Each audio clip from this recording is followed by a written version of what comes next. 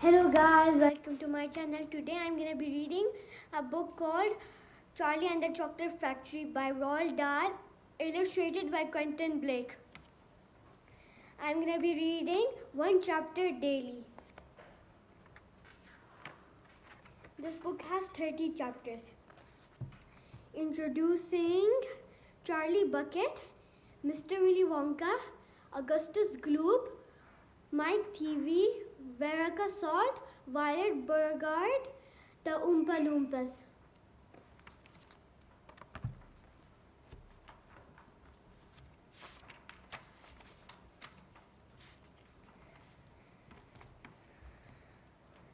There are 5 children in this book: Augustus Gloop, a greedy boy; Veruca Salt, a girl who is spoiled by her parents; Violet Beauregarde, a girl who chews gum all day long; Mike TV, a boy who does nothing but watch television; and Charlie Bucket, the hero.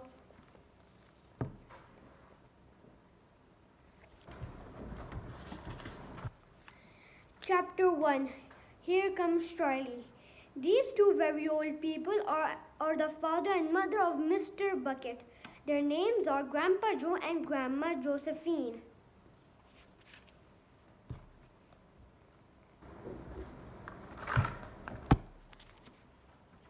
And these two very old people are the father and mother of Mrs. Bucket. Their names are Grandpa George and Grandma Georgina. This is Mr. and this is Mrs. Bucket. Mr. and Mrs. Bucket have a small boy whose name is Charlie Bucket. This is Charlie. How do you do? And how do you do? And how do you do again? He is pleased to meet you.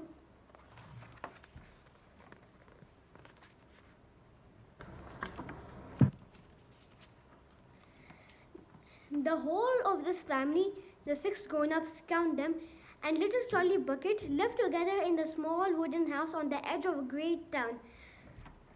The house wasn't nearly large enough for so many people, and life was extremely uncomfortable for them all.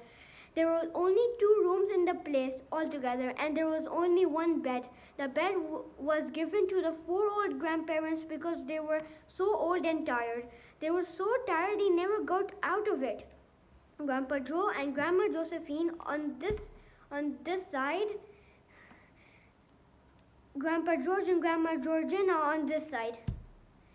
Mr. and Mrs. Bucket and little Charlie slept in the other room upon mattresses on the floor. In the summertime, this wasn't too bad, but in the winter, freezing cold draughts blew across the floor all night long, and this was awful. There wasn't any questions of them being able to buy a better house or even one more bed to sleep in.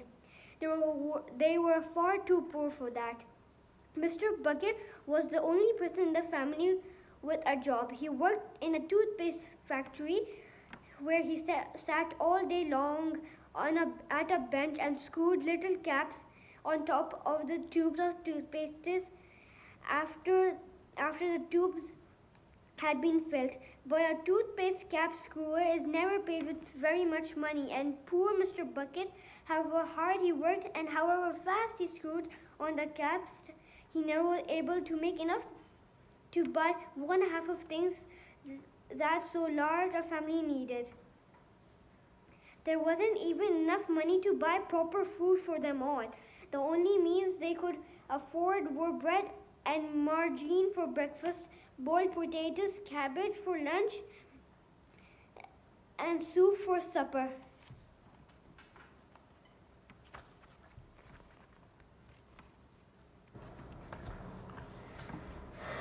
Sundays were a bit better. They all looked forward to Sundays because then, although they had exactly the same, everyone was allowed to a second helping.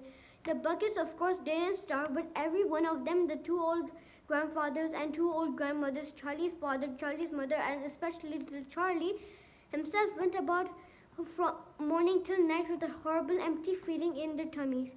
Charlie felt it worst of all, and although his father and mother often went without their own share of lunch or supper so that they could give it to him, it still wasn't nearly enough for a growing boy. He desperately wanted something more filling and satisfying than cabbage and cabbage soup. The one thing he longed for more than anything else was chocolate. Walking to school in the mornings, Charlie could see great slabs of chocolate piled up high in the shop's windows, and he would stop and stare and press his nose against the glass, his mouth watering like mad. Many times a day he would see other children taking bars of creamy chocolate out of their pockets and munching them greedily, and that of course was pure torture. Only once a year on his birthday did Charlie Bucket ever get to taste a bit of chocolate. The whole family saved up their money for that special occasion, and when the great day arrived, Charlie was always presented with one small chocolate bar to eat all by himself. And each time he received it on those marvelous birthday morning, he would place it carefully in a small wooden box that he owned and treasure it as though it were a ball of solid gold. And for the next few days he would allow himself only to look at it but never touch it. Then at last, when he could stand it no longer, he would peel back a tiny bit of paper wrapping at one corner to expose a tiny bit of chocolate, and then he would take a tiny nibble, just enough to allow the lovely sweet taste to spread around slowly over his tongue.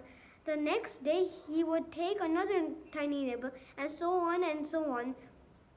And in this way, Charlie would make his 6-penny bar of birthday chocolate last him for more than a month.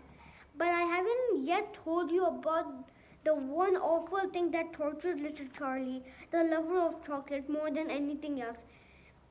This thing for him was far worse than seeing slabs of chocolate in the shop windows or watching other children munching bars of creamy chocolate right in front of him. It was the most terrible, torturing thing you could imagine, and it was this. In the town itself, actually within sight of the house in Charlie lived, there was an enormous chocolate factory. Just imagine that. And it wasn't simply an ordinary enormous chocolate factory either. It was the largest and most famous in the world. It was Wonka's factory, owned by a man called Willy Wonka, the greatest inventor and maker of chocolates and that there has ever been. And what tremendous, marvelous place it was. It had huge iron gates leading into it, and a high wall surrounding it, and the smoke belching from its chimneys and strange whizzing sounds coming from deep inside it. And outside the walls for half a mile, around in every direction, the air was scented with the heavy, rich smell of melting chocolate. Twice a day on his way to and from school, little Charlie Bucket had to walk right past the gates of the factory, and every time he went by, he would begin to walk very, very slowly, and he would hold his nose high in the air and take long, deep sniffs of the gorgeous chocolate smell all around him. Oh, how he loved that smell. Oh, how he wished he could go inside the factory and see what it was like. Chapter 1 is finished. We'll see you in my next chapter. Bye for now.